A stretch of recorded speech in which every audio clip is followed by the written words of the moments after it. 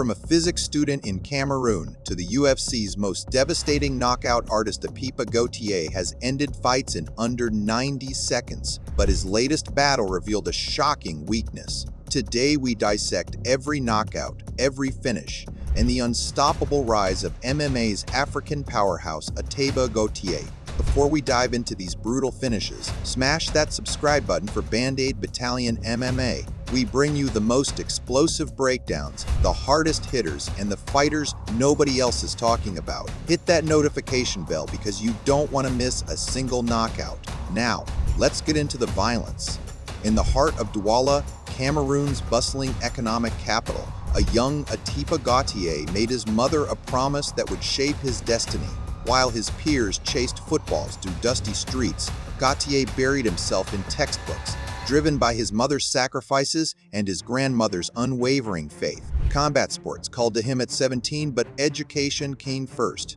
He graduated with a physics degree, proof that brains and brutality can coexist. At 19, with minimal MMA training, Gautier stepped into the cage.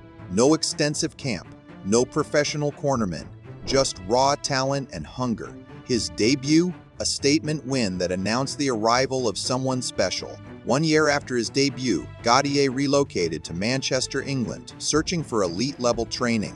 British gyms offered what Cameroon couldn't: world-class coaches, sparring partners, and the infrastructure to transform raw potential into championship-caliber skills. His second professional fight exposed the dark side of combat sports. Gautier dominated every exchange, controlled every round, and showcased superior striking throughout 15 brutal minutes. His combinations were crisper, his defense tighter, his power undeniable.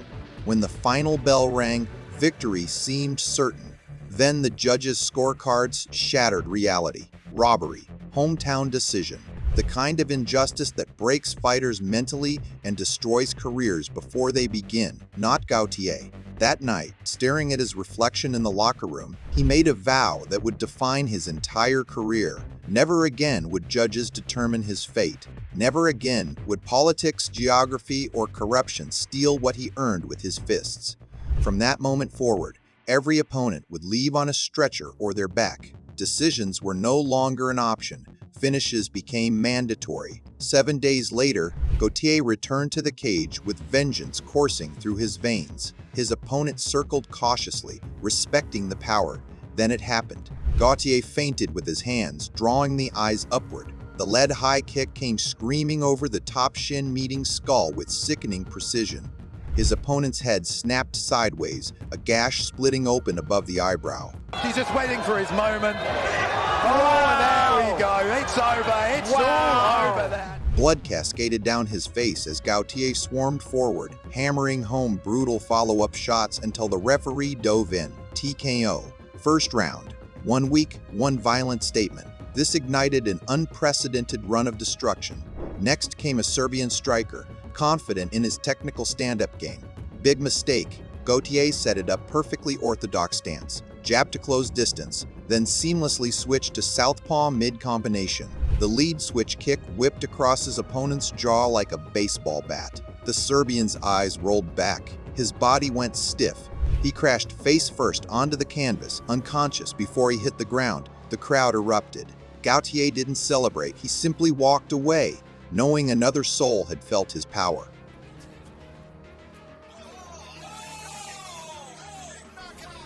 Carlos Douza came next, a seasoned veteran with slick submission skills and a granite chin, or so everyone thought. The opening bell rang. Douza attempted a takedown within seconds, looking to drag this to the mat where experience matters. Gautier stuffed it effortlessly, then unleashed hell. A thunderous right hand caught Douza clean, buckling his knees instantly. As Douza stumbled backward trying to recover, Gautier closed the distance. Left hook to the body, right uppercut splitting the guard. Another crushing right hand. Douza's legs gave out completely, and he crumpled in a heap at the base of the cage. Referee stoppage. Another first-round finish. 4 consecutive first-round knockouts in just months. Each finish more spectacular than the last. 4 opponents who trained for weeks, strategized endlessly, and believed they had a chance, all separated from consciousness within minutes. The MMA world took notice. Dana White's Contender Series came calling. The Contender Series offers one shot at a UFC contract. For Gautier, it meant facing his toughest test. Yura Now, an undefeated Japanese fighter with elite grappling and knockout power, now attacked immediately, shooting takedowns to exploit Gautier's weakest area, the ground game. Early in round 1, Now secured a takedown. Gautier looked lost, searching his corner for answers. The round ended with questions mounting. Could this one-dimensional striker survive elite competition? Round 2 provided the answer. Gautier's takedown defense transformed overnight. He stuffed Now's shots, landed devastating knees, punished every mistake. Then came the finish. Now shot desperately. Gautier sprawled, took top position, and unleashed pure violence. Right hand, left hand, elbow, hammer fist. The blows rained down relentlessly until the referee intervened. Dana White approached with a contract. Gautier had passed the ultimate test. Welcome to the UFC. Then came March 2025. UFC Mexico City. Gautier's debut arrived with massive expectations. His opponent, Jose Medina, brought arrogance, trash talk, smirks, false confidence. The first round unfolded with Gautier measuring distance. Medina kept talking, playing to his crowd. Fatal error. Late in the round, Medina dropped his right hand. Gautier's left hook crashed through his guard like a wrecking ball. The impact echoed. Medina's head whipped violently. Before he could recover, a devastating knee rocketed upward, meeting Medina's face with brutal precision. He's hurt. Yeah. Oh! Medina's hurt. Medina went limp, crashing unconscious. Performance of the night. Statement made. The UFC had a new knockout artist. 4 months later, Robert Valentine entered confident he'd exposed Gautier's weaknesses. For 60 seconds, Valentine pressured forward, landing clean shots. He was winning. Then Gautier's left hook changed everything. The same weapon that demolished Medina whipped around Valentine's guard, perfectly timed, maximum power. Valentine's head snapped back. Gautier exploded forward like a predator. Uppercut, body shot, knee, right hand, another left hook. Valentine turtled desperately, but shots kept coming from impossible angles until the referee intervened. Right hand. Herb trying to get in there. That'll do it. That will do it. Another $50,000 bonus. Gautier flew home, purchased his mother a new house. Everything needed to change. Tristan Vines arrived with one strategy: survive through movement. For 90 seconds, it worked. He circled, pedaled backward, frustrated Gautier's offense until the bicycle broke. Vines shot a desperate takedown. Fatal mistake. Gautier's knee rocketed upward like a missile.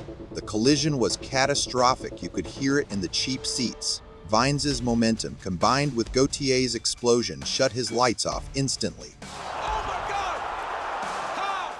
Gautier followed to the ground, unleashing brutal elbows and hammer fists before the referee intervened. 3 UFC fights, 3 first-round finishes, 3 bonuses. The knockout reel spoke louder than any words. January 2026. Andrei Pulver, a lanky Russian knockout artist, represented Gautier's toughest test. 20 seconds in, Gautier's overhand right launched Pulver airborne. The crowd erupted. Another knockout incoming, but Gautier showed restraint, allowing Pulver to continue. Fatal mercy.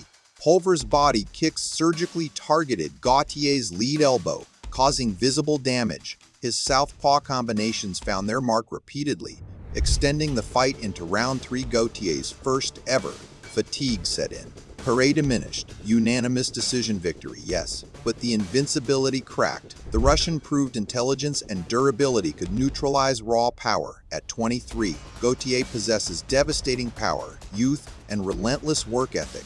He lives amongst existence: gym, nutrition, sleep, repeat. No distractions, just brutal improvement. However, the Pulver fight exposed critical vulnerabilities. Elite middleweights with intelligent game plans and superior cardio can extend fights into deep waters, whereas finishing instinct diminishes.